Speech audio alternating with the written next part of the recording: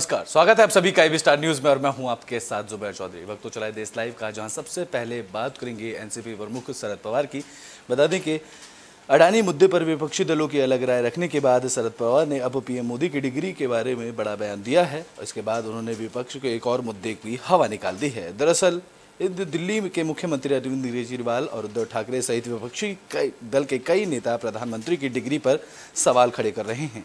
रविवार को महाराष्ट्र के नासिक में शरद पवार से प्रधानमंत्री की डिग्री का सवाल पूछा गया, तो इसके बाद उन्होंने पत्रकारों का जवाब दिया। इस दौरान उन्होंने कहा कि पीएम मोदी की डिग्री राजनीतिक मुद्दा नहीं है। उन्होंने कहा कि यह महज एक सियासी मुद्दा है। रविवार को आम आदमी पार्टी की ओर से दिल्ली में डिग्री दिखाओ कैंपेन की शुरुआत की गई, जिसके बाद आम आदमी पार्टी के नेता देश के सामने अपनी असली डिग्री रखेंगे। तो वहीं आपकी ओर से बीजेपी सहित देश के सभी नेताओं से यह भी अपील की गई है कि वह देश के सामने अपनी डिग्री रखें। इस बीच ही शरद पवार के गौतम अडानी मुद्दे पर अपनी अलग राय रखकर पहले ही विपक्षी दलों के एक बड़े मामले को किनारा लगा दिया था, तो वहीं अब पीएम मोदी की डिग्री के मामले में भी उन्होंने बड़ा बयान दिया है। उन्होंने कहा कि आज का मुद्दा यह नहीं है कि किसकी डिग्री क्या है, बल्कि देश के सामने महंगाई, बेरोजगारी, जात पात और धर्म के नाम पर लड़ाई झगड़े जैसे बड़े मुद्दे राजनीतिक मुद्दे हैं। इससे पहले भी शरद पवार ने अडानी मुद्दे को भी फजूल बताया था। दरअसल आम आदमी पार्टी इन दिनों पीएम मोदी की डिग्री को मुद्दे को लेकर बीजेपी पर हमलावर है, जिसके बाद आम आदमी पार्टी ने रविवार को ही डिग्री दिखाओ कैंपेन की शुरुआत की थी, जिसके तहत पार्टी के हर नेता हर दिन लोगों के सामने जाकर अपनी डिग्री साझा करेंगे।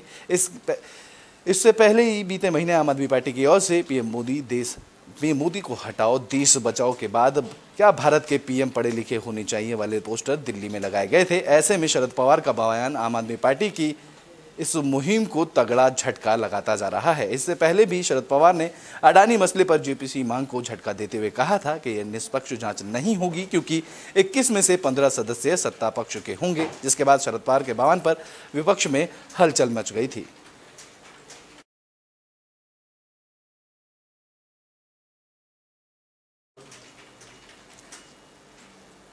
तो बुलेटिन में बात कर लेते हैं टीएमसी कार्यालय पर हुए बम धमाके की, जिसके बाद टीएमसी ने इसका आरोप आईएसएफ पर लगाया है। बता दें कि तृणमूल कांग्रेस पार्टी कार्यालय में बम धमाके की खबर सामने आई है, जहां रविवार रात हावड़ा के जगत बल्लभपुर थाना अंतर्गत पोलिया गुसिया इलाके में तृणमूल कांग्रेस के कार्यालय में अचानक बम धमाका हुआ, जिसके बाद इलाके में दहशत का माहौल पैदा हो गया। जहां सूचना मिलते ही जगत बल्लभपुर थाने इलाके की पुलिस मौके पर पहुंची और घटना की जांच शुरू की। दरअसल आरोप है कि रविवार रात करीब 8:30 बजे कुछ लोग बाइक सवार पर होकर कार्यालय के बाहर पहुंचे और कार्यालय पर बम फेंककर फायरिंग शुरू कर दी। जहां तृणमूल कांग्रेस ने आरोप लगाया है कि इस घटना में आईएसएफ कार्यकर्ता और समर्थक शामिल हैं। जानकारी के मुताबिक जगत बल्लभपुर के पतिहाल क्षेत्र में आईएसएफ कर्मियों की बैठक हुई थी। इस बैठक में भांगड़ के विधायक नौशाद सिद्दीकी भी मौजूद थे।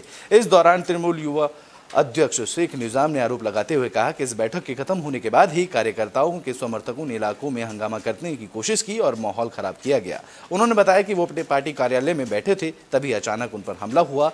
इस घटना में कई लोग घायल हुए हैं, जहां घायलों को आनन फानन में अस्पताल में भर्ती कराया गया। तो वहीं आईएसएफ ने आरोपों को इनकार करते हुए कहा है कि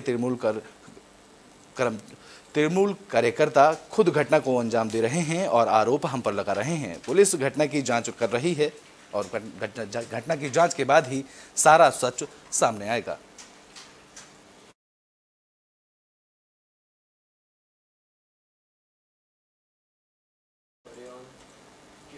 तो बुलेटिन में बात कर लेते हैं पश्चिम बंगाल में हुई हिंसा की, जिसके बाद एनएचआरसी ने एक बड़ा बयान जारी किया है। बता दें कि पश्चिम बंगाल में रामनवमी जुलूस के दौरान हुई हिंसा के मामले में एनएचआरसी की फैक्ट फाइंडिंग टीम ने सोमवार को मुख्यमंत्री ममता बनर्जी की सरकार पर कई सवाल खड़े किए हैं। इस दौरान टीम के chief retired justice N Narasimha Reddy ने कहा है कि पश्चिम बंगाल के हावड़ा और हुगली में हुई हिंसा के पीछे सीएम ममता बनर्जी की विफलता जिम्मेदार है। उन्होंने कहा कि पश्चिम बंगाल सरकार सारे नियमों का उल्लंघन कर रही है। तो वहीं उन्होंने मानवाधिकार के तहत पुलिस की भूमिका पर भी सवाल खड़े किए हैं। उन्होंने कहा कि सीएम ममता की विफलता की वजह से राज्य में हिंसा हुई है।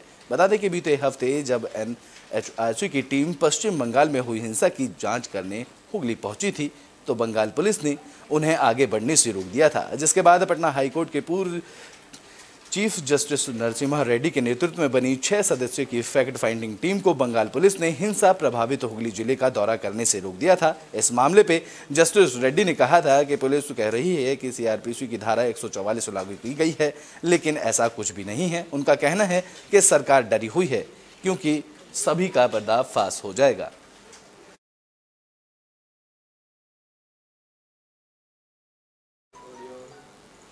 तो बुलेटिन में बात कर लेते हैं एयर इंडिया फ्लाइट की, जहां दिल्ली से लंदन जा रही फ्लाइट में हंगामा हुआ, जिसके बाद फ्लाइट को वापस दिल्ली लैंड किया गया।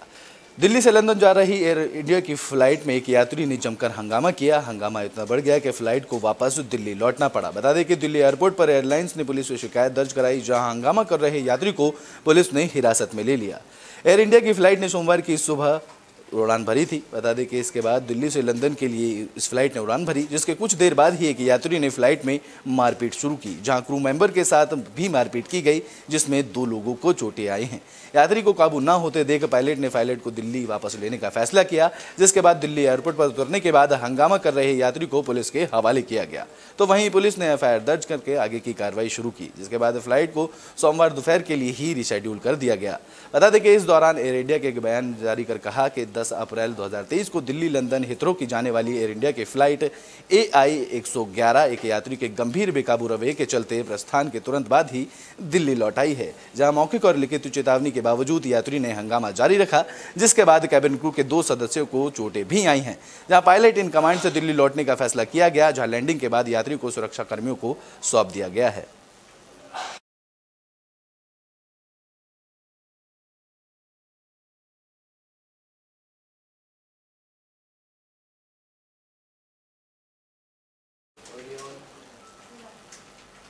तो बुलेटिन में बात महाराष्ट्र की कर लेते हैं, जहां अकोला में दर्दनाक हादसा हुआ है। बता दें कि यहां बारिश के चलते मंदिर की टीन शेड पर एक पेड़ गिरा, जिसमें कई लोग घायल हुए हैं। महाराष्ट्र के अकोला जिले में रविवार शाम बड़ा हादसा हुआ। यहां भारी बारिश और तेज हवाओं के कारण एक मंदिर की टीन शेड पर नीम का एक बड़ा सा पेड़ गिरने से 7 लोगों की मौके पर मौत हुई, जबकि कम से कम इस हादसे में 30 लोग घायल बताए जा रहे हैं। दरअसल रविवार की देर शाम महाराष्ट्र के अकोला जिले में तेज हवाओं के साथ बारिश हुई थी। इस दौरान अकोला जिले के बालापुर तहसील के पारस गांव में बाबूजी महाराज के मंदिर संस्थान में एक पुराना नीम का पेड़ उखड़कर टीन शेड के ऊपर गिर गया। उस समय कई सारे लोग बारिश के चलते टीन शेड के नीचे शेल्टर ले रहे थे। सूचना मिलते ही स्थानीय और ग्रामीण लोगों ने भागकर मौके पर पहुंचे फंसे लोगों को बाहर निकालना शुरू किया। इस दौरान ग्रामीणों ने प्रशासन को सूचना दी, जिसके बाद पुलिस बल और एम्बुलेंस मौके पर पहुंचे और बचाव कार्य में मदद की, जहां टूटे हुए पेड़ और गिरे हुए शेड को उठाने के लिए जेसीबी मशीन को लगाया गया। अकोला की कलेक्टर नीमा अरोड़ा ने बताया कि पेड़ गिरने से 7 लोगों की मौत हुई है, जबकि 30 से 40 लोग घायल हुए हैं, जिन्हें अस्पताल में भर्ती कराया गया है। इस हादसे को लेकर कलेक्टर ने बताया कि हादसे के समय शेड के नीचे करीब 40 लोग मौजूद थे और 36 लोगों को अस्पताल में भर्ती कराया गया है, जबकि 4 लोगों की अस्पताल पहुंचने से पहले ही मौत हो गई थी। जहां बाद में मरने वालों का आंकड़ा बढ़कर 7 हुआ और एक गंभीर रूप से घायल व्यक्ति का इलाज किया जा रहा है।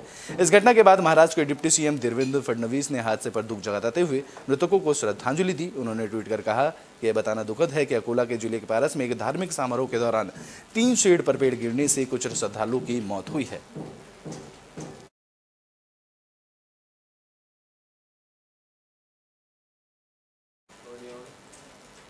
तो उत्तर प्रदेश में निकाय चुनाव को लेकर समाजवादी पार्टी ने कमर कस ली है। इस कड़ी में समाजवादी पार्टी ने 5 लोकसभा प्रभारी ने घोषित किए हैं।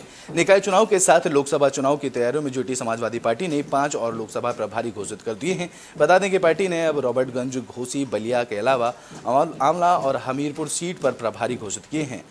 पार्टी प्रदेश अध्यक्ष नरेश उत्तम ने रविवार को एक लिस्ट जारी की, जिसमें आंवला के पूर्व जिलाध्यक्ष अगम मौर्य, आबिद रजा और नीरज मौर्य को प्रभारी बनाया गया है। तो वहीं हमीरपुर से अजेंद्र सिंह लोधी, राज बहादुर पाल और हरि सिंह वर्मा जाटव को प्रभारी बनाया गया है।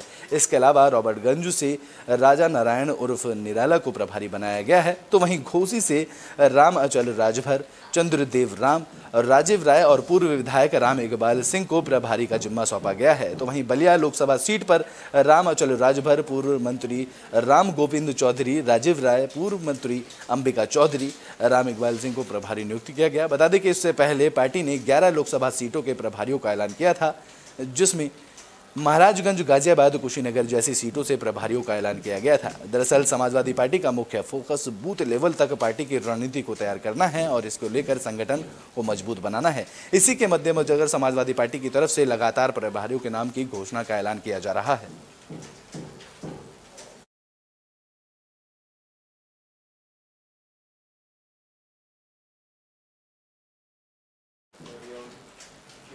तो बुलेटिन में बात कर लेते हैं देश भर में बढ़ते कोरोना मामलों की, जिसको लेकर अब पूरे देश भर में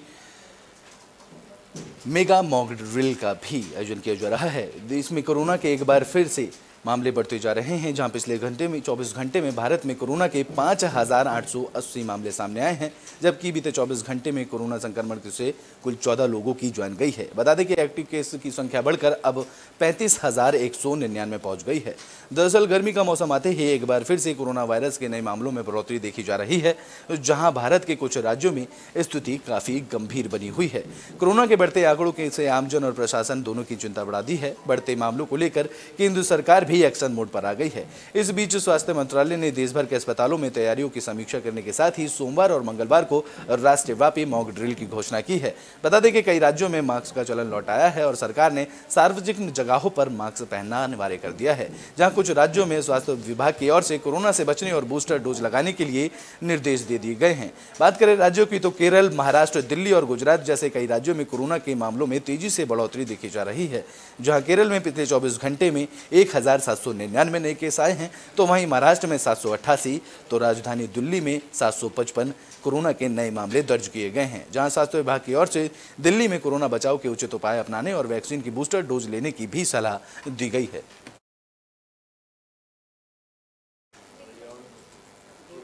देश लाइव में अभी के लिए बस इतना ही। देश और दुनिया की तमाम खबरों के लिए देखते रहें एबी स्टार न्यूज।